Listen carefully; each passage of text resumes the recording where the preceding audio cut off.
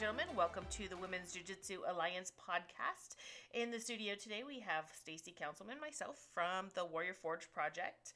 We have Nicole Houle from Elevate Jiu-Jitsu Magazine, and Nicole is also the founder and president of the Women's Jiu-Jitsu Alliance. And we also have joining us Ryan Spink, who is the founder of Integrated Combat Systems University.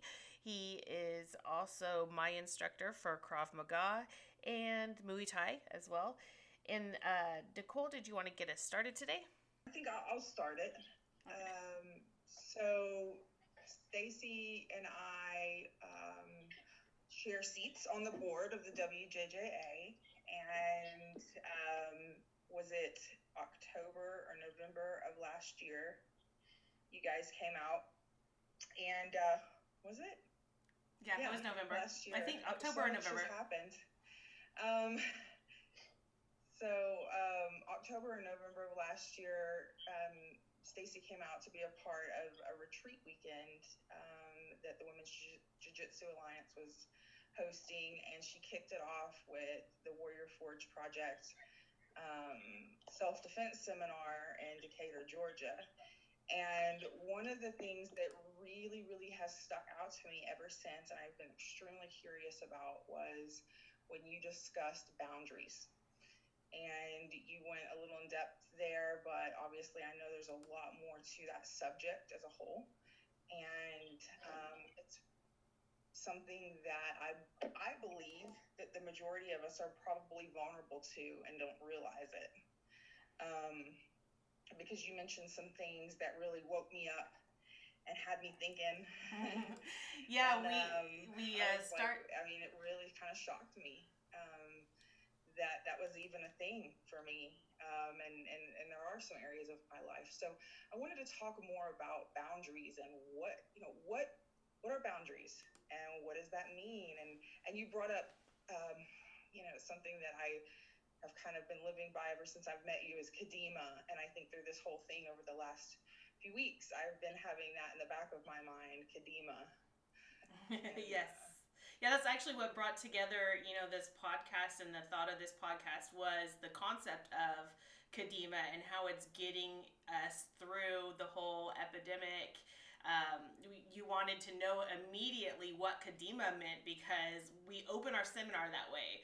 So even before everybody knows kind of what the idea of the concept of Kadima is, before we start, all the instructors put their hands in and we count down, and then we say Kadima, we break with Kadima. And that pretty much, to us, that's a way of living that we've learned through Krav Maga and through Ryan's teaching, Sifu Spink's teaching, is, just fighting through the hard times. And in martial arts, in the physical part of doing martial arts, there's always that point every day, every practice of fighting through, physically fighting through something. And it gets you, everybody knows that's had a couple years or more of martial arts, that concept itself inside martial arts helps you through life, helps you in your everyday life to fight through things mentally and things that come up in your life. So welcome to the show, Sifu Ryan Spink. Sifu is down in Victorville, California, and do you want to kind of explain to us who you are? And we want to talk a lot about Kadima in this one, so the concept of that and what you've taught. Okay. Well, I'm Ryan Spink. I teach martial arts here at Cobra Kai Martial Arts here in Victorville. I work with Joe Stevenson. I'm also a amateur rep with the California State through the CAMA organization. And been doing martial arts for over 35 years. I went to Israel for a summer. I trained out there in Krav Maga. That's where I was introduced to this concept through Krav Maga of Kadima. It's a word basically meaning in Hebrew to move forward. It can be translated as progressive. It can also be translated as charging or taking an assertive act. When you think of the battlefield, when people say charge. The word they yell is Kadima, to move forth aggressively. And the way it was taught to me, the best example given was that the best way to solve a problem is to attack the problem, to face the problem, to move forward and eliminate the problem. So they would use the example of a building that's on fire. They would say, you have a building on fire and everyone's running out because they're scared of the fire. Obviously, they don't want to get burned. But a firefighter is running into the fire. And it's not that they're afraid or they're not afraid or that they don't care about their own safety. It's quite the contrary. They understand the fire, and they understand the only way to put out the fire is by confronting it. So they would say the firefighter is a prime example of Kadima. While other people are running from the problem, they're facing the problem. And so in practical terms for Krav Maga, it would translate as attack the attacker. They come at me, I go at them. Rather than move back, I move in. Embrace the conflict. And I found this to be an interesting philosophy too for life. And so when we were training a group of women years ago to be instructors, they kind of formed a little team, and that's where this thing got started, and we called them the Team Kadima, and because it's a proactive approach. And that's what it breaks down to, is a proactive, aggressive approach. But it's not just that. It's also about understanding threats, understanding problems, understanding what you need to do and doing it, working through it, not trying to avoid it. One of the interesting comments or statements I ever came across was in a book I was reading, The Road Less Traveled by Scott M. Peck, PhD. And he said, the root of all mental illness in life is an attempt to avoid the pain of life. Basically, when we try to avoid pain, when we try to procrastinate, that is just adds to our anxiety, adds to our depression. He says, instead, what we need to learn is a healthy way to confront problems, confront challenges, and work through them. And I kind of chuckled because as I was reading that book, I went, wow, he just described eloquently what Kadima is. It's about confronting challenges and problems, whether physical, emotional, mental, or spiritual in your life. So that's Kadima in a nutshell. That goes really kind of hand in hand with jiu-jitsu and that, right? That I was thinking along the lines the other day, about how jiu-jitsu teaches you there's going to be obstacles, but there's always a solution to that obstacle. You just got to kind of move forward and move through it and find the solution and just keep going. Versus, if you procrastinate, you're going to get submitted somehow immediately. So, yeah. Absolutely. Do you find the same thing, Sifu, with, every martial art pretty much, right?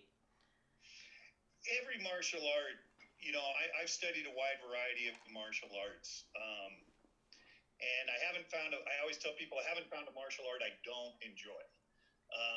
I enjoy them all. Now, are all of them applicable to actual fighting? That's questionable. It all depends on the arena or what it is that you want from your martial art. But in general, I would say that all martial arts on a what we could call the mental or philosophical level is about confronting problems and confronting obstacles, because in traveling around, especially as a referee, I've traveled around as a student, training from a wide variety of different instructors. I've traveled around as a seminar provider, teaching people from all walks of life, taught military, law enforcement, and so forth. As a business owner, and now working as a referee, you travel around, you meet all kinds of people, fans, fighters, coaches, other entrepreneurs, business people. And I've kind of come down to the conclusion that everyone is a fighter. That is, everyone gets up every day, they go out and they confront life, the series of problems which you were talking about. They confront challenges, and in their own way, they're fighting. It can be everything from fighting depression, fighting drug addiction, to simple just getting through the coronavirus shutdown, dealing with family. Everyone's been locked up. Whatever your challenge is, you're fighting through it. And I've noticed that people are either fighters, everyone's a fighter, but there's also that category that's kind of forgotten they're fighters, and so they relinquish the responsibility and they take on the victim mantle. Now, I'm not pointing fingers or anything like that. What I'm saying is people surrender their own power, their own ability to deal with the situation or deal with obstacles. And you experience it when you do jujitsu, if you want to use that jujitsu. We all been there. You're on the mat, you're rolling, you're in a difficult spot, and sometimes rather than to work your way out of that position, you just kind of give up and figure, I'm tapping. I'm done. And then afterwards, you kind of kick yourself in the butt thinking, because the partner looked at you and said, I hadn't gone for the submission yet. You could have still got out of that, the upper belt. You're like, I just felt I was trapped. What you really did was you gave up. You know what I'm saying? You tapped out early is what you did instead of working the problem. Or you find that person, let's say you're in class, you're going through rotation, and you know that this person's so much better, they come harder, and you know what and you're just like, hell, I'll just let them do their move, let them tap me so I can move on, rather than dealing with it. Or vice versa. Sometimes you come on and you got that easy student and you're like, I'm just going to roll this guy. Versus saying, hey, I'm going to work my difficult moves, the moves I never get a chance to move. I'm going to try something really crazy here, and really step up my game in a way that I'm uncomfortable and let them work their drills. You know what I'm saying? The thing is, if you have the Kadima mindset, and something I've seen, again, going back to traveling around, meeting different people, you engage the conflict, you engage the challenge, or you tap out and you say, I'm going to play victim. I'm out of here. It's their responsibility. The coach didn't train me well. I wasn't prepared. I wasn't this. Not, okay, this is the situation. I'm going to fight my best. I'm going to get through it. There's a difference between a fighter mentality, which is a Kadima mentality, and I'm just a victim. I'm being caught up in the wave. There's nothing I can do about it mentality. And those are what I'm talking about. And that's a simple choice. And that's what it boils down to, is a simple choice that you got to make, how you're going to live your life. Yeah, that's for sure. I used to be a huge procrastinator prior to jiu-jitsu. Now I'm just a little bit of a procrastinator. You have your moments. Difference, right? That's right. So how would this how is this relating to you at the moment, as far as the gyms shut down, right? And everybody's kind of looking at ways to open back up and all of that kind of thing. I know a lot of people that we've been talking to lately are kind of in this weird situation of going from accepting the stay-at-home thing to what are we going to do when the gyms start opening up? What are the steps that we're going to take? And then some people are just so close to losing their businesses or already have lost their business. And where does, Kadima fit into that? And what would be your recommendation? Well, I because I'm in that fight right now. That's why I asked you.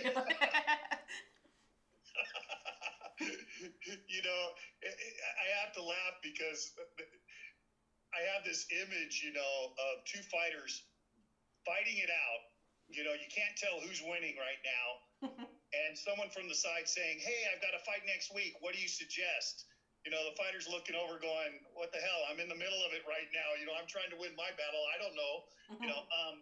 I can tell you, the good, the bad, the ugly of where we're at right now. Yes, every day I come in, we send out emails to all of our members and our sponsors. Obviously, some have been able to continue paying. Others have asked to put their membership on hold. and others had just straight up canceled because of their own personal financial situations. And while I appreciate and I want to say, here publicly, thank you from the bottom of my heart for those members that have continued to pay and support and make sure I can feed my instructors, because we have about 12 different instructors here on staff with other supporting staff as well. And we've been able to give them a paycheck. That's due to those members that have helped out. As far as those other members that had to cancel or put on hold, I totally understand, because they've written me their stories.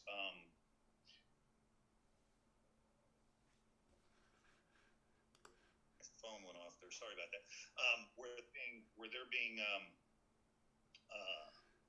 put in financial difficulty as well. As far as the gym's concerned, obviously we are looking at options. When it comes to reopening, we have several challenges facing us, like social distancing. I was just talking the other day on the phone with one of our investors and partners in the gym, and we were discussing how do you do martial arts with social distancing? Especially jiu-jitsu, Muay Thai, Krav Maga, Eskrima. These are up close and personal activities. So obviously we're going to have to talk to members. We've got several things that we're thinking of. We're going to have to implement. Obviously, probably checking temperature when people come in. Just having that frank discussion with members about if you're feeling off or you're feeling sick or you got the sniffles, something, then just removing yourself from class, not coming to the gym. Hygiene, a big thing. Obviously, if you've been following the press briefings and the actual government sites, the CDC and so forth, detergent and cleaning and things like that are, they're very effective as far as the coronavirus goes. It's a very weak virus. So cleanliness, just being clean, will kill this thing. And so we're looking at obviously having at least one or two members, our staff members, that are constantly cleaning all day long, wiping things down, really taking that extra effort to sanitize the gym continually, not every 2 hours or every 4 hours, but to just be there constantly, continually wiping things down, and encouraging people, that use the weights or that are in here, that we're keeping our hygiene up and encouraging people to keep their personal hygiene up. Obviously, there's going to be people that don't feel comfortable. There's nothing we can do about that. As far as your contracts, as far as your lease and other things like that, those are going to have to be renegotiated. And that's the reality of it. Obviously, in a shopping center, landlord doesn't want to lose all their clients, but at the same time, that landlord, because we've talked to other landlords on ours, we've talked to, they're still getting their bills from the bank. Yeah. And, electricity and things like that. So this is going to require a total Kadima attitude, and you have a choice. You can either say, look, this isn't worth it. I wasn't making it to begin with. I want out, and I totally get it. This has been terrible, especially for the gym owners. You figure that the fitness industry as a whole is one of the hardest. As a matter of fact, in business courses, they tell you this is the worst industry to start a business in. We have a rate of something like 70% or something like that. It's crazy. Everyone thinks that they're going to open up a little mom and pop gym and it's going to grow into the next 24 or World's Gym. It doesn't happen. More gyms close every single year as small businesses, more so than any other industry. And to have something like this hit, this has been a big purge, not in a good way either. So to answer your question briefly, I already talked too much. I would say you're just going to have to look at the financial side and attack it. You're going to have to look at the marketing side again and attack it. You're going to look at have to look at how you're delivering your services in the gym and attack it. But most importantly, you're going to have to ask yourself, are you going to let coronavirus knock you out of business, or are you going to, fight through this and go down slugging? So as far as we are here, we're in the middle of trying to come up with these solutions. These are just some of the things that we've been talking about. I don't want to say that we've got the magic fix or we figured it out, because we haven't. But these are the things that we're looking at and we're looking at doing. And I can just tell you that we kind of feel like we have no choice but to figure a way through this. Quitting or shutting down the doors is definitely not an option for us at this point. On the other hand, I can't say that we kind of feel like you're starting all over again. Yeah. And the worst part is you're starting all over in an environment where people are apprehensive about close personal contact. They're scared to even go out, Yeah. Exactly. So my recommendation to a gym owner or anyone running a gym is you're going to really have to look at all the areas of your business, primarily how you're delivering your business, and try to come up with ways that meet the guidelines or at least make it safer. But at the same time, to people coming to gyms, I would tell you that I don't want to downplay the threat of the virus by any means, but good, clean sanitation, and just monitoring your own health. And if everyone works together, obviously in the gym, you can't stay 6 feet apart from each other all the time. No. So it's even more the responsibility of me to make sure that I'm doing what I can, that you're doing what you can, and so forth. But that's the reality, and I'm sure that well, there's the reality.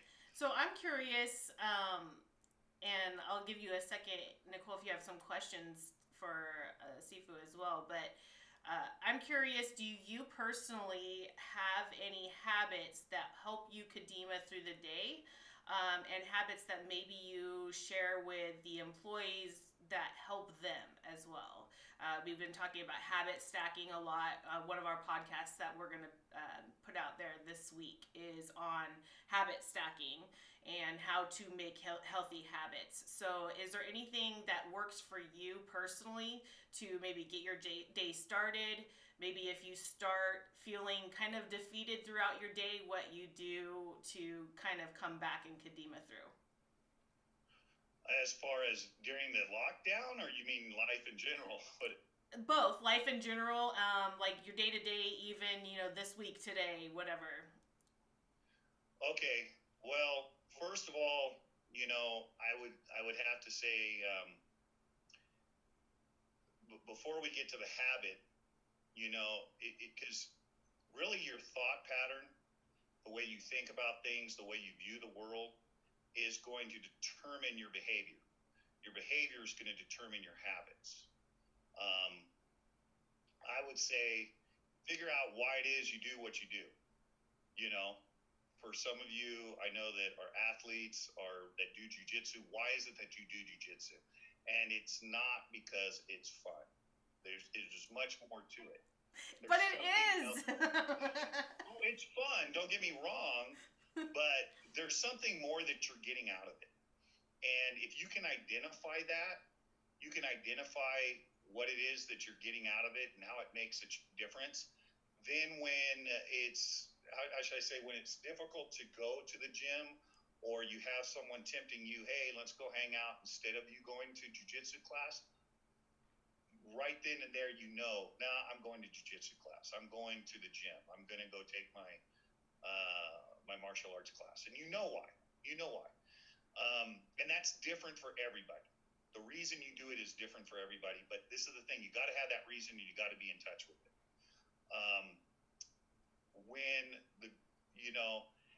There's at times I get discouraged, and there's at times, obviously, this whole situation is a very discouraging situation. But habits, I would say, I've got a ton of habits. I'm trying to right now. You blindsided me with this, and I'm trying to condense them down. In a nutshell, I'll just randomly put them out. First of all, when you wake up in the morning, start your day, you need to have a little ritual. I don't care what it is. A little ritual that you're doing that starts your day, that gets it going for you. Some people make your bed, start by making your bed. Start by getting your shower, making your bed. Some people, I have a good friend of mine, and they like to start their day off with a little scripture study and prayer. I personally do like some quiet time. I like taking at least 2 hours in the morning, waking up, starting slowly, get my breakfast, chill out, read something inspirational, or just get a little bit of the news, and then look for something a little bit motivational, and then tackle the day. Schedule how I'm going to tackle the day. Look at what I have to do. What is it that I'm expecting to get done that day, and so forth, before I just jump in. And then as things happen, or as the day develops, I find it real easy, because let's say I have something on a website I want to get done marketing, and then there's a customer complaint, or instructor is having a problem that they want me to work with them on, or a student has a question. I understand how to balance that, because I understand where my priorities lie. So for me, it's pretty easy. But I would say you definitely want to have a morning ritual. You definitely want to schedule your day. You want to schedule your week, and you want to schedule your month. And every day before you start that day, you look at those. You look at those schedules. You say, okay, this is what I'm getting done today. What didn't I get done yesterday? What am I hoping to have done by the end of the week? I'm not saying you spend a whole hour on it. It's something that should take no more than 30 minutes or 15. And at least you have some guidance, and you know why you're doing those things. And then take the day in sections. Everyone just tries to go from point A to point Z. And, or as I like to say, they like to fight the fight all the way through. Nobody fights a 15-minute fight.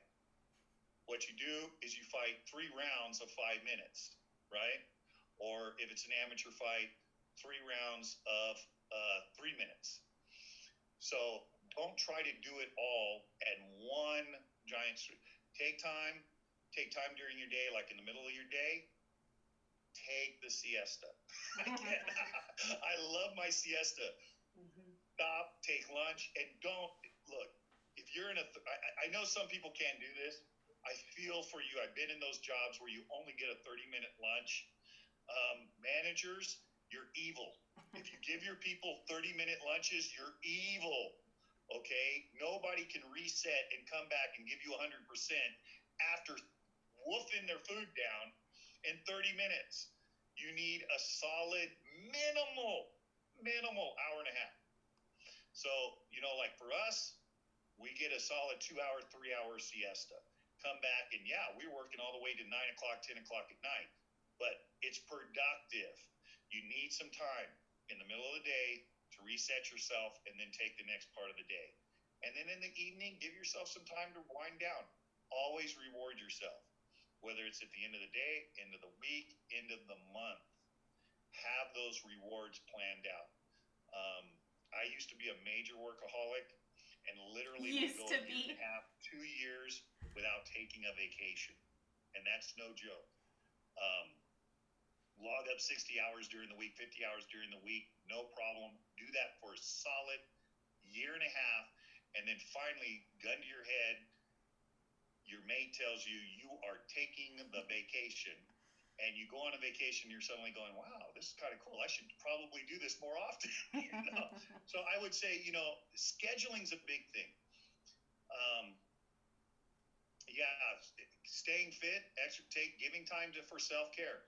And most of all, I'll end up with this, and then we can go more questions and stuff. But one of the other things I would say is a habit that you've got to be working on yourself as far as just self-learning. If you're not reading a book, if you're not taking time for just personal improvement, learning about whatever it is that you want to learn about. And again, note what I said, whatever it is that is your interest. If you're into studying history, have a book on history or some famous person in history and just take 30 minutes out of the day to read that book. Work on feeding your mind, because if you're all about your job, family, schedule, running the kids back and forth, and you don't give yourself some self-care and improve your own your own knowledge, your own well-being, not just physically with exercise, but mentally with study. I think it's a tragedy that people leave, let's say college, and they haven't read a book since their last time in college. And even there's students in college that make it all the way through college without ever really cracking a book. And I just don't understand that. So to me, I would say personal time reading, personal time exercising, have a schedule, put rituals in your day, and remember, most important, why it is that you do what you do. And when the going gets tough and you feel knocked down, find solace in your reason and in your rituals, and you'll get through it. Great advice. Do you have any questions, Nicole? So, as far as Kadima, I really don't have any questions, but I do have a question about,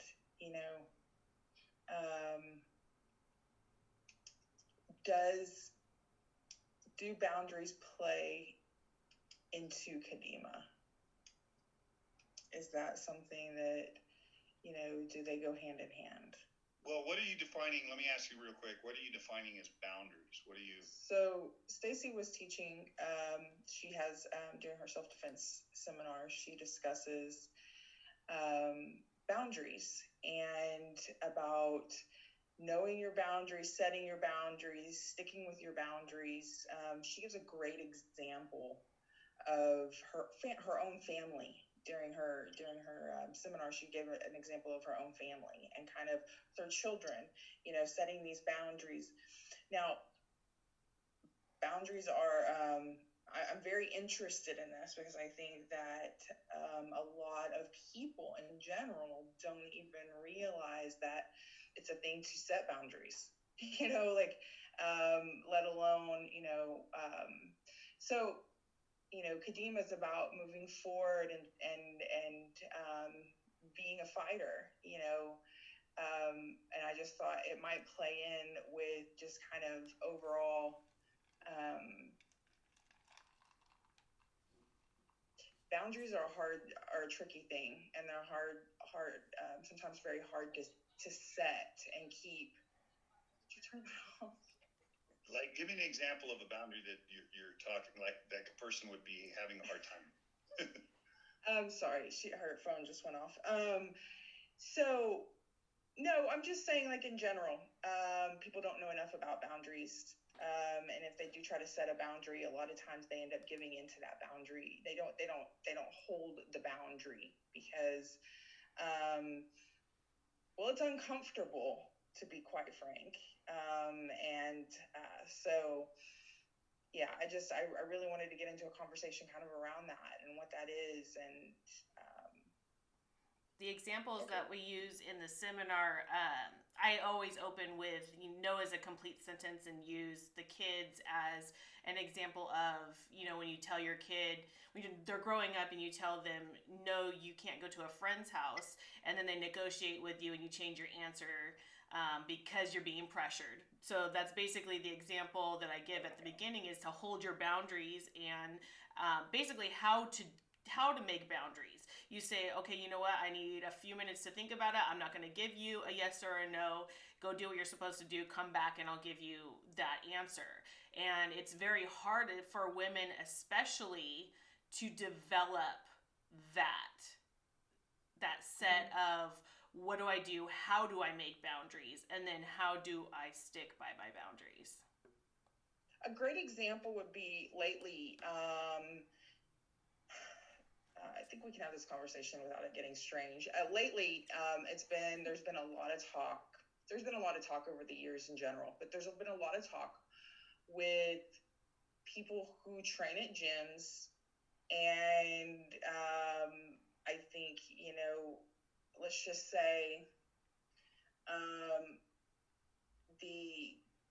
it's people have compared it to like a cult type mentality at some of these gyms, right? Because people really follow and admire their professors, sometimes to a little bit of an unhealthy level. And so then maybe one might say like, well, they're kind of recognizing these things, and I need to set some boundaries for myself. Yeah, I want to continue training, I want to continue doing these things. I need to set some boundaries, and they don't really maybe know how to hold those boundaries, So, there's all kinds of examples, of things that have kind of crossed my path, or I've seen personally, or through, just being in the public in the community.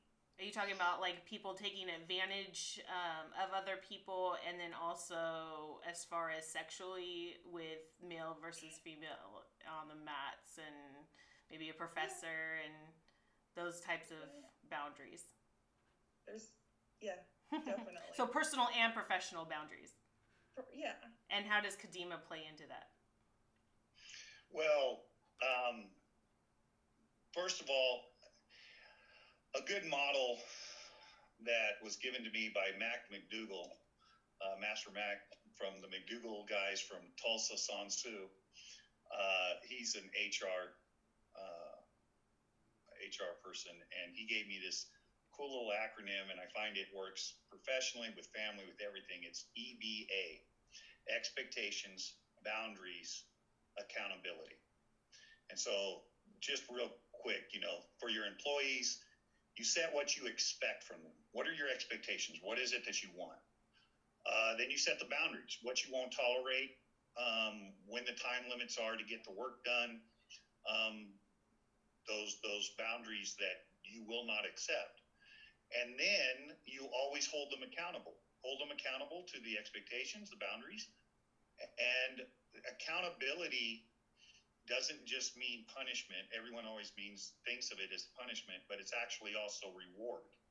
So in case of your children, for example, I'm going to give a real benign and basic level example. Let's say I tell little Johnny that he has to get his homework done before 4 o'clock, or before he can go out to play. Okay. My expectation is he comes home from school, he gets his homework done, and by 4 o'clock or so, he can go out and play, and then dinner will be at 6, and he'll come back in for dinner. Now, he comes home and he goes, hey, you know what? I'll get to my homework after dinner. Okay. Obviously, and I could say, I expect you to do that, and of course, I'm coming home at 7. So I get home at 7, and he says, hey, no, I pushed the homework till after. Okay, well, that wasn't the boundary. That wasn't what was expected. I set the boundary, and now there's some accountability for that. So obviously this weekend you're grounded. That's real simple. If he does what he's supposed to do all week long, and then boom, they want to go out skating, or they want to go to a park or some big adventure, I pack everyone in the van and I take them as a reward for him being a great kid throughout the week. But what's important is that when we set our boundaries, before I tell him what he can and cannot do, I also illuminate and discuss all of those 3 areas: the accountability and what's expected. So in the case of like parenting or being a professional with working with a staff, I tell my staff, this is what I expect from you. These are the boundaries. And if you do what I expect, this will be the reward. If you don't do what I expect, this is the punishment, or this is what the accountability is. And then I hold that line. And that's just I know that example is very kindergarten in what we're talking about, because people can give us more nuanced, more difficult situation. But my point is, whenever there's a boundary set, or someone says, hey, you can't do that, the first thing that pops in my head is, well, why? And what happens if I don't do it? Like, really, what is the purpose of the boundary, and what happens after? And I think why boundaries are hard to hold is because people do not understand, or it hasn't been explained, the accountability side and what the expectations are. Does that make sense? Mm-hmm. And so when you find yourself questioning a boundary, or like the example you gave, you said, hey, you're not supposed to go over to a friend's house without me first, meeting the parents or whatever. And then they're like, no, I want to da-da-da-da-da-da. They want to negotiate this from you. It's not hard to hold that boundary if that boundary was originally established with an accountability and an expectation ahead of time. Does that make sense? Mm-hmm. And so from a Kadima standpoint, then Kadima meaning move forward, nerds, deal with it. It's really easy to deal with because you can confront the negotiation with, hey, look, I'm not about to compromise your safety. I, as a parent that love you and want to protect you, I just will not tolerate you going to someone's house who I haven't met that person, and I don't know where they live, and I don't have their contact number. I'm sorry. Look, I'm sure Billy down the street, I'm sure his dad and mom are great people, but I don't know them. And the boundary is you can't go over there till I meet them. The solution is real easy. I go meet them. So this weekend, I'm busy. You can't go to his house. But next weekend, possibly, because during the week, I'll meet Billy's parents. This is real simple. And holding it, it's easy to hold your boundary when you understand the possible consequences of what could possibly happen if you did not hold your boundary. You know what I'm saying? There are people who have, how do I say it? Because we've made mistakes, we ourselves haven't held to our own boundaries. Suddenly when we pull ourselves back and we pick ourselves up and we let our wounds heal and we get over it and we establish that boundary and someone comes along and says, nah, you go, no, been down that road. I'm not going there. It's definitely easier to. But why is it so easy now for you to hold that boundary? Because you understand what the accountability is. You understand what's going to happen if you don't.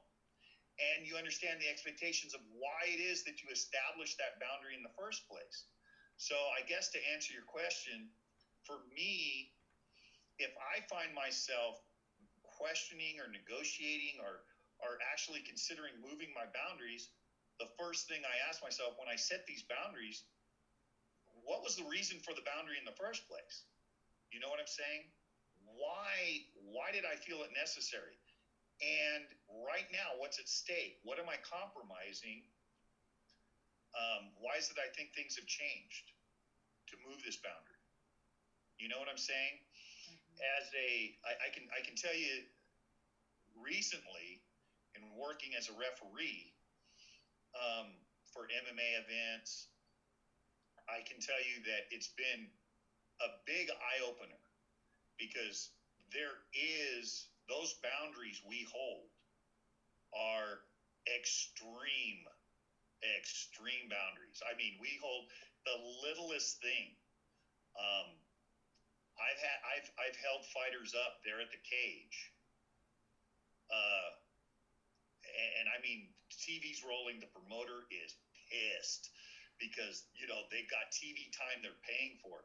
They're pissed. The audience is like, what the hell's going on? And I'm standing there at the cage because this guy's toenails are a little bit too long and I want them clipped. And they were supposed to be clipped in the back room. Yeah. And now the referee in the cage is looking at the referee doing the pat down, who's me. And he's like, Ryan, what's the deal? And I look at it and I said, I don't like the toenails. And the coach is going, oh, they're not that bad. And, I'm like, no, I'm not letting him pass me until you guys clip those toenails. Well, where's the clippers? I don't know. Find them. And everyone's running around looking for toenail clippers. And they're going, really? You're holding up the fight over something as stupid as this? Yes. Because here's the deal. Our boundary is for two things: the safety of the fighters and the fairness of the fight. Safety and fairness. So if I was to compromise and just say, you know what, they're not that rough, they're not that long, but a little bit quiet. Hell, just jump up in the cage. And he ends up in a north-south position, scratches the guy's eyelid accidentally or something. Okay, or let's say it's not even that bad of a scratch. Let's say it rips back his toenail, and now he can't really fight, or something happens. First, that's not safe. And then, did we really get a fair fight? Did we get to see, and what I mean by a fair fight, everyone thinks that a fair fight means cheating. No. A fair fight also means we get to see the best that these athletes get to provide for each other, to actually compete at their top level. And if something happens in the ring like that due to my negligence, it affects the fairness of the outcome of the fight. And we don't get the best performance. We don't get to see the best performance that these two athletes have to offer. And it was because I didn't hold my boundary. You know what I'm saying? Mm-hmm. And so as a professional working as a professional referee, no. You just stand there and people yell at you, they get upset, but in the end, they respect you, and you start to build up a reputation, and people start seeing your track record of, you know what? He officiates good fights. Well, why is it a good fight? Because I make sure that the boundaries that are set there for a purpose, and I understand that purpose, are followed and obeyed. And guess what we get? We get the best performances. You get the best fights that people go, my gosh, that was a really great fight. You did a good job. I didn't do a good job. The fighters did a good job. I just helped the fighters keep the boundaries. That's all. And I think that's important with parenting, and it's important with women's self-defense, in the sense that you have your boundaries and you realize why the boundary's there. And if someone's pressuring in on those boundaries, someone's trying to get you to slip up that boundary, you remind yourself of why the boundary was set, the expectations, and what the possible consequences are. And you just ask yourself, well, shit, if you could live with those possible consequences, why did you set the boundary in the first place? To me, it becomes, after you think about it, you sit there and you go, maybe I could let you go over to Billy's. Maybe, maybe I don't know. Maybe you go over there, something bad happened. You know what? No, you're not going to Billy's. Now that I think about it, you're not going to Billy. I don't want you talking to Billy, it works both, it kind of, yeah. You understand where I'm coming from? Yeah, it's harder though for women, especially I think in their professional lives and in their relationships, to make those boundaries because they're not sure themselves what the consequences are if somebody crosses their boundary. I would ask, what is your expectation? You know what I'm saying? You obviously set that boundary for a reason in the first place. Right. You know what I'm saying? And if it's an arbitrary boundary, then yeah, sit down and think about it. Not in the moment, before there's a play. You should never. The time to get a fight strategy is not in the middle of a fight. Which we also talk about in all of our training and our seminars and everything, is that you want to have that, plan, that forethought. Like, if you're going to have a boundary, why do you have a boundary? What is your expectation? And with all of your relationships, whether personal or professional, you should be able to set those expectations and those boundaries.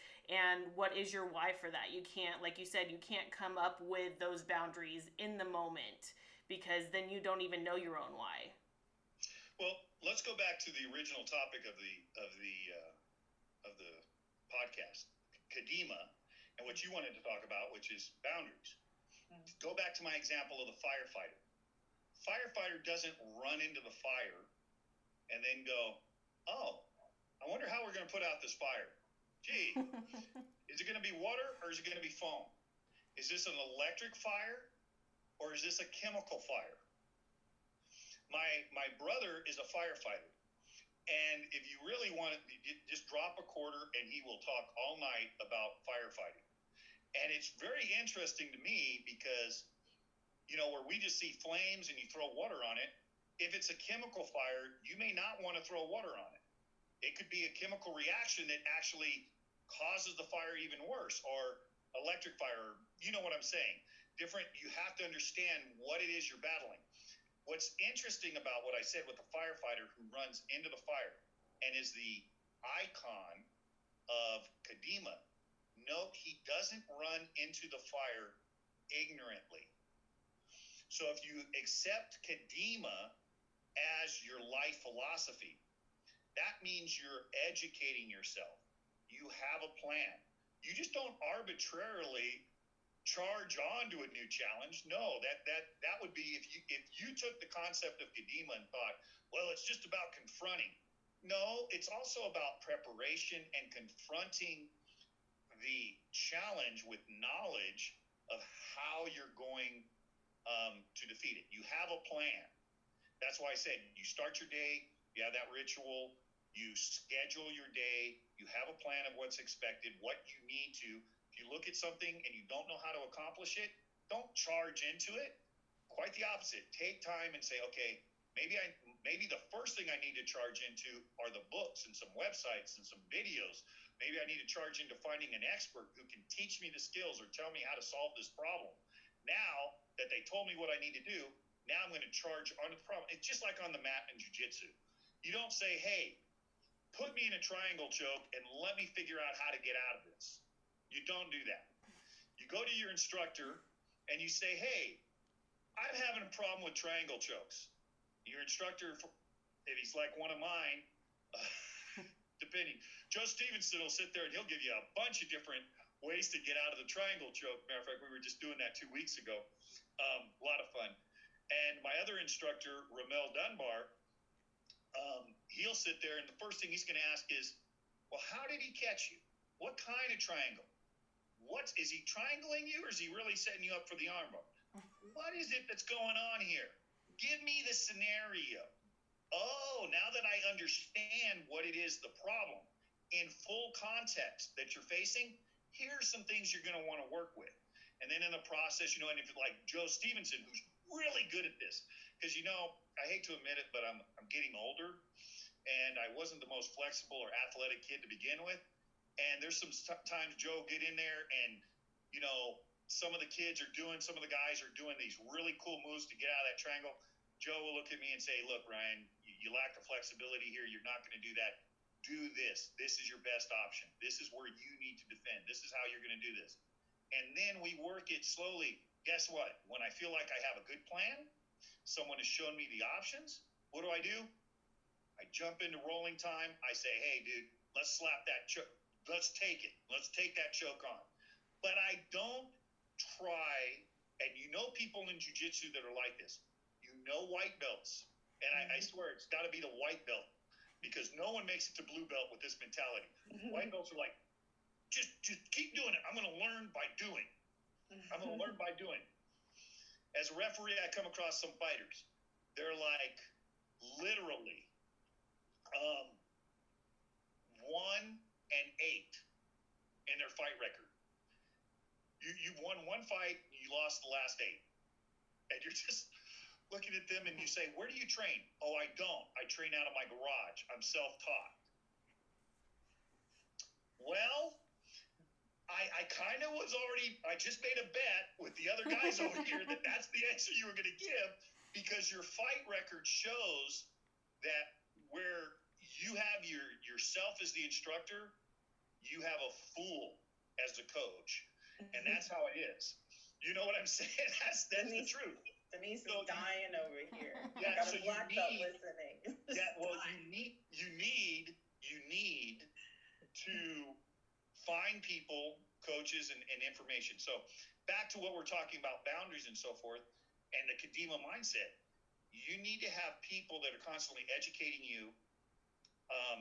You need to be learning. Then you set those boundaries based on their wisdom, your experience, and you hold them because you understand the why.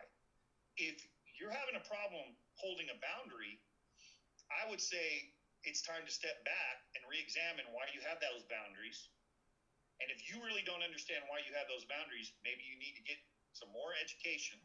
You know what I'm saying? You might find out in that education too, it's a stupid boundary. You know what I'm saying? I mean, realistically, there are some times, there's some things that really ridiculous things I've seen where people are like, I don't allow my daughter to do this or my daughter to do that. And I'm like,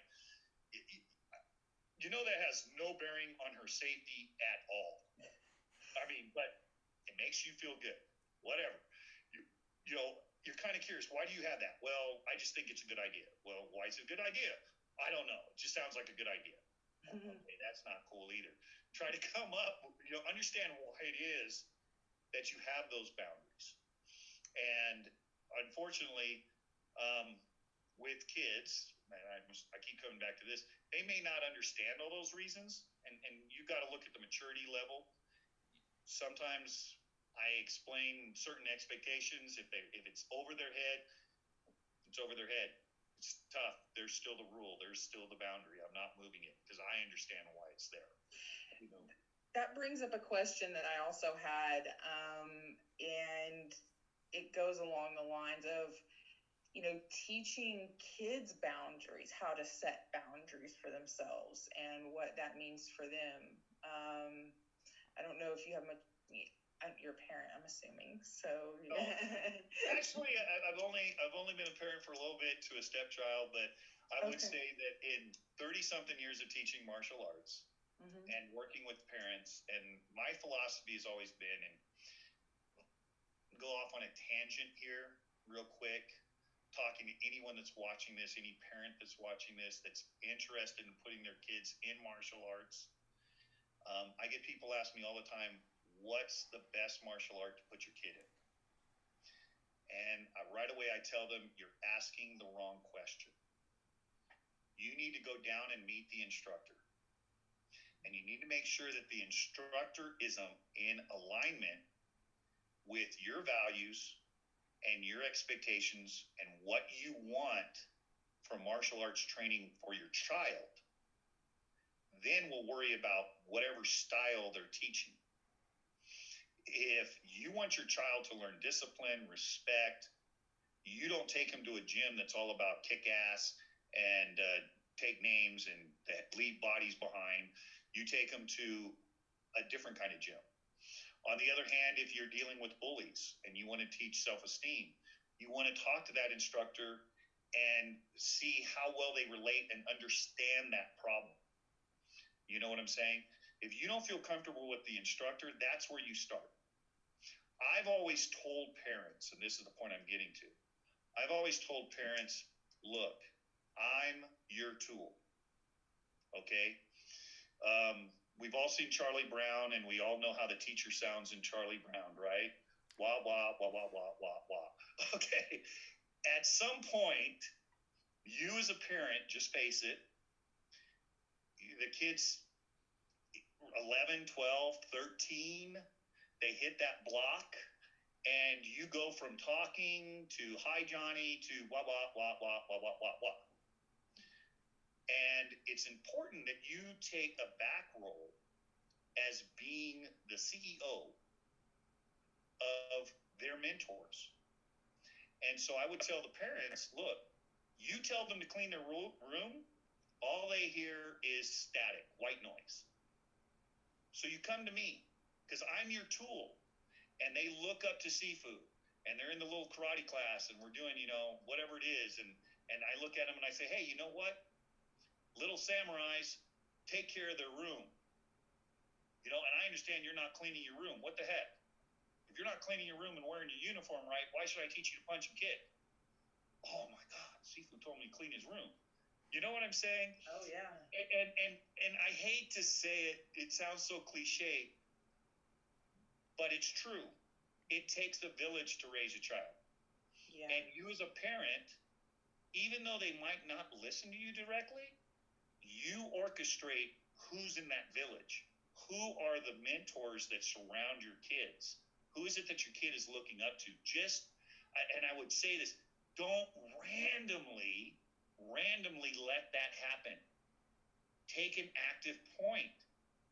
if they're in boys, I'm just going to use scouts or church activity. If you don't like the church leader per se that is in charge of that youth, then get them in a different youth group. Find those people, those teachers, those mentors, those coaches that you're in alignment with. You're like, yeah. And have talks with them. Tell them what's going on. Hey, he's kind of acting up or whatever, and encourage those mentors kind of to work for you. They're your tools. And any mentor, any teacher, any coach worth their weight is going to understand that philosophy. And if they don't, run like hell, because that's not someone working for you. It's the same as an adult, though. It's the same as an adult. I think that advice goes for anyone. You should have that same advice, for yourself. If your mentors are not working with you, like for you, then you're not in the right place. There's been a lot of people that I've talked to. I know you too, Nicole, you're shaking your head, you're nodding your head, that are stuck in a gym where they're unhappy, there's drama, the instructor's not listening to them, and they just don't feel at home. And I've been there, and I know several other people have been there, and you choose your mentors. What are you doing wasting your time there if you feel horrible going every day, you drag yourself in, and they're doing nothing for you? Yeah, and so back to your question about how you teach kids boundaries, and why I went off on that little tangent is one of the things I would recommend, in my experience working as for the parent and then as a stepdad, was that I make sure that our circle, our village, is working together to teach that child boundaries. You know what I'm saying? Yes. It's important that if you tell your son or daughter, look, this is what is expected, these are the boundaries, that when they go to jiu-jitsu class or they go to their extracurricular activities after school or even in school, that those coaches, mentors, and teachers also echo those same expectations and boundaries. You know what I'm saying? And that they're aware. And so, I've seen situations, you know what I'm talking about, where teachers are like, okay, we're going to do this, but hey, Johnny, I'm expecting a little bit better behavior out of you at this event. And Johnny knows why, for whatever reason, and he's like, oh, okay, and I would say also, when you're teaching it, this is sometimes hard to do, but you need to do it in a positive manner, not a negative manner. You know what I'm saying? Mm-hmm. Emphasize the positive. I'm not one to sugarcoat things. The negative is there, but still we can highlight the positive benefits of boundaries and behavior. I think that's part of being a good leader as well. Yeah, for sure. Exactly. Now, all of this, I just want to say for anybody listening, and just go on the record here, all of it I know sounds very fortune cookie, very cliche, and oh my God, it sounds so easy when you put it like that. Let me first tell you, I know from personal experience, it's not that easy. But it is doable. It is doable. And if you take the Kadima mentality, no, it's not as easy as run in and put fire on the water on the fire. You're going to get hot, you're going to get burned, but in the end, I'm just saying, what other options do you have? Let the house burn down? No. And if you understand that, the Kadima mentality of holding the boundary and going in there and throwing water on the fire, it's not necessarily easy. It's not the most comfortable thing to do. And you get a little scorched. But when all is said and done, it was the right thing to do. You can feel good about what you did, and the house won't burn down.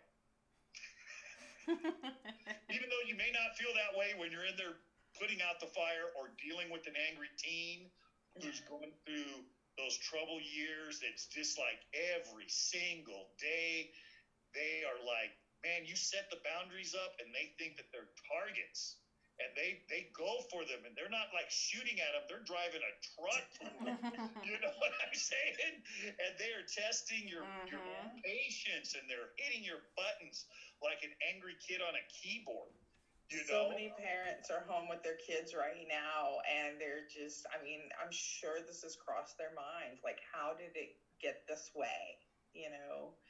And I think boundaries play a big role in that now that everybody's kind of been home and isolated together. You know, life's not happening, and, you know, you have a lot more time to kind of, I think it's a good topic for parents to hear, you know, probably more of. But again, I would emphasize, understand the why behind the boundary, both what's expected and what the accountability is for breaking that boundary. Mm-hmm. You know what I'm saying? So many teens take unnecessary risk with their own safety, make stupid choices, and I think. Yeah, to a degree. And you know what? On the other hand, those are lessons learned.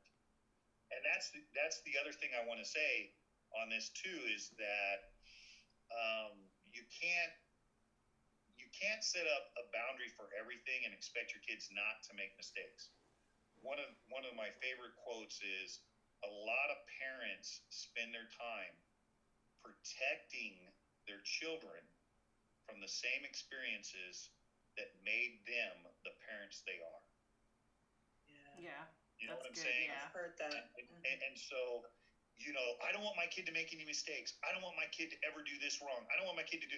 Well, I'm curious. You turned out okay. And when you look back on your life, you made some mistakes. You fell down. You bumped your head against the wall. You argued with your parents. You stormed out of the house. You know something? Kind of chuckle and watch those things go and be understanding as you guide your kids through this. You know, I as a coach and as a mentor on the sidelines, I see it all the time. And I see a lot of parents and other coaches that want to take a sledgehammer to it. And that's not the right way to deal with it. But if you can put your arm around them and just walk them over, you know what I'm saying? What did we learn from that experience, darling?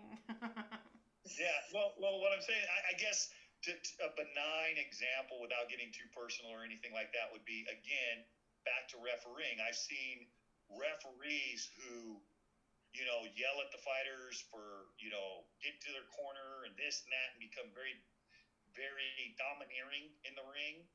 And other referees just walk over and look at the guy and say, hey, you know, I've had this experience myself where I came off like really authoritative and then afterwards was sat down by some of my mentors, John Romero, Larry Landless, and they had to give it to me the hard way. And next thing you know, I'm in the ring. I got a fighter getting out of control, upset with the call, and I just walk over and I have a calm discussion with him, tell him to get back to the corner, you know, walk him right back over there, and I'm like, wow, that was so much easier to handle it that way than it was for me to, you know, be belligerent about it. You know what I'm saying? And It's just, you learn that, hey, maybe with kids that are having problems, rather than coming, hey, you screwed up, sit down and say, wow, okay, how are we going to work through this? What do you want to do about this situation? Oh yeah, I've learned that. I've learned that the long way with both spouse and kids. I used to be a yeller when they were little, and now it's like it's almost like both John and the kids get kind of upset with me when I don't get upset about something. So we'll be like having a argument or a discussion, and it gets kind of heavy, and I'll just be like, I don't believe that way, or I'll just stop right then and walk away and say, you know what, this is getting a little bit hot for me. We're gonna discuss this later. Like, no, I want to discuss it now, man. Why aren't you upset? And I refuse to get upset anymore. I'm just like, I'm not gonna get upset about this. I'm not gonna stress out about this. This is my boundary. This is where I am with this. If we want to discuss it more, I'll wait for you to calm down and we'll discuss it in a couple hours. You know, rather, yeah, go ahead. Well, I was going to say, rather than changing your mind in the moment with all of the hectic, emotion flying, right? You're holding your boundary. And I think so many people suffer. They don't realize what they're doing when they give in, in that moment. And I the yelling thing. Oh my goodness. Well, all of us that do martial arts, and I've seen this time and time again. I've experienced it personally, that when you try to handle a violent situation, whether you're in a competition, you're on the mat rolling with someone, you're as a bouncer in the parking lot, if I let my emotions control me versus me control my emotions, I'm going to lose. When you see fighters that get so emotional, and what happens? They get stiff. They get slower. They make stupid mistakes. And the uncontrolled rage is not an intelligent way to fight. And you lose. It's not your best performance. It's bullshit. Excuse my language. But it is. It's bad. It's BS. Bad stuff. To think, that, I'm just going to go emotional. I'm just going to go rage. I can't. You know what? I hope you do, because you're unbalanced. You're not thinking it through. You're not solving the problem. As we say in jiu-jitsu, it's chess, not checkers. And it definitely isn't hammer and nails. You know what I'm saying? Oh, that for sure. Like in my best competitions, my best wins for gold, I was completely calm. I was just kind of, I was confident, but not overconfident. But I was not that stiff, rageful, like the guys would tell you, and I've heard guys do this all the time, pretend they're gonna take your kids, pretend you need to rip their head off. What are you doing talking to her and making friends with her on the sidelines before you fight her? And they're like, you need to channel your rage and be this rage monster while you're fighting someone. And the best fights I've had have all been where I'm just me. And I'm chill, and I'm doing this for fun. This is not a forced thing. I'm not in war. I'm fighting. I'm challenging myself and my jiu-jitsu. I'm not trying to kill this person. And I don't know if that kind of feeds into the same concept, but the fights that I'm more chill and, this is just another day at work is better than this person's trying to sell my kids and I need to kill them. Yeah. Well, my point that I was going to make, I had to open up the door for a person here. The point I was going to make was that as a parent, that simple rule that we just talked about, keeping your cool, that needs to be a boundary you set as a parent.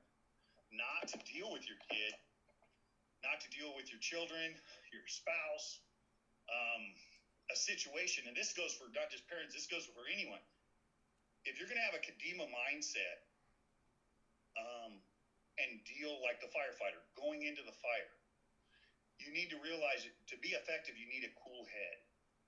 And you can't deal with the situation if you're emotional, if you're angry.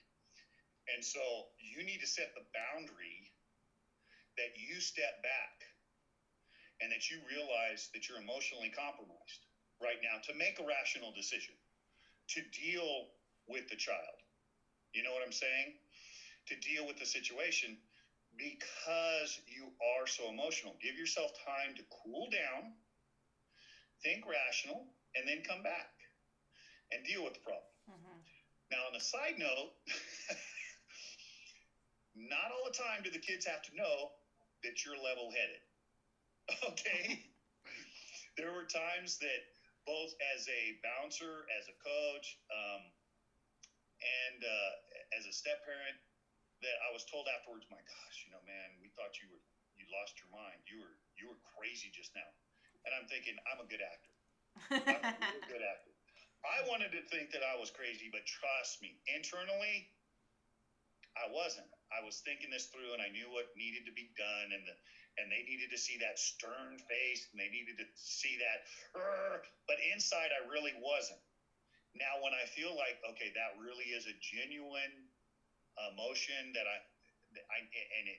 need to step back and re-get my cool. And I think if you're going to be living a Kadima style, that's a boundary you need to have for yourself. Never act out of emotion. You know what I'm saying? As a woman, that's very hard. I'll admit it to the whole world. Well, for women or men, I've seen guys that just, they go from calm to rage over the drop of nothing. And I'm like, look, that you're not going to be as effective. You got to learn, to when the boundary is to step back and when you're losing it, and realize that you're most effective when you're level-headed. And that's just a simple boundary, and you got to learn that the hard way. I had to learn it the hard way, so I had to have it beat into me.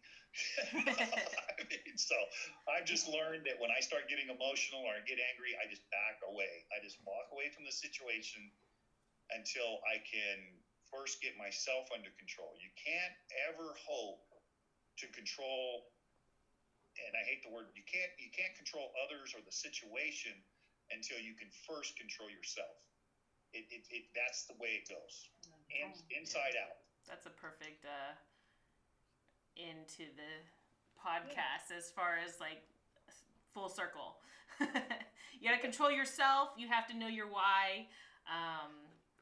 Since we are almost at an hour and a half, do you have any further like things you want to say in regards to the podcast as a whole? Go ahead. Who are you talking? Go ahead. Right. You go ahead. Just as a whole. Mm-hmm. Well, I mean, if you're gonna live a Kadima mindset and be proactive in your life and take on the challenges in your life, I would highly recommend that you exercise some self-discipline first. You get a good mindset of what it is you want, as far as what it is your goals are, what it is you expect from things. You know what I'm saying? Whether it's professionally, in a relationship with your family,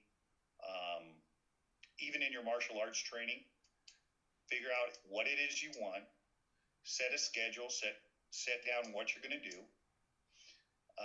Also set down what you're going to sacrifice, because there is no achievement without sacrifice. That's one of those things. If going to practice requires 3 nights out of the week and someone says, hey, you're never here, you're never doing this, that's what you sacrificed. There is going to be a sacrifice. And then, like I said, know your boundaries, know why you have your boundaries, and that will give you the confidence and the courage to hold your boundaries like a fighter, like a Kadima, Move forward. That's Kadima. Great. Kadima. You know what, Ryan? Thank you so much for meeting with Stacey and I today. It really means a lot to me, and I'm sending positive vibes and thoughts you guys' way in regards to the near future here and what it holds. But I really appreciate your expertise and knowledge, and I look forward to training with you sometime. Yes, and learning from you and becoming certified. Well, I appreciate it. Thanks for all you guys are doing, and thanks for having me here. Again, we're all of like mind. We're trying to move forward, be the best we can. I do know for a fact this is not going to last.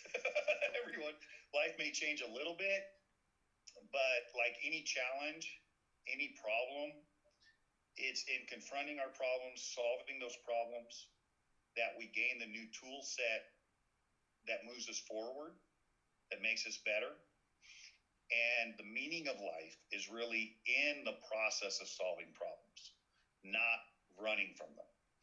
and we learn more about our relationships. We learn more, when you're dealing with a troubled team, you learn more about yourself. You learn more about that team, and you also learn more about that relationship.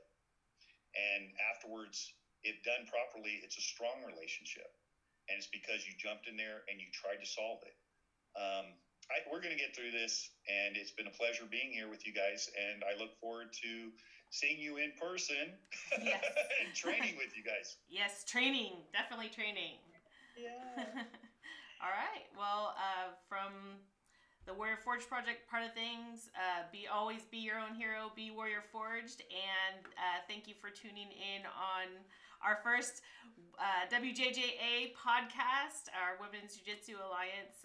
We're excited to be here, and there will be more to come. Yes. Thank you. Thanks, guys. Thank you.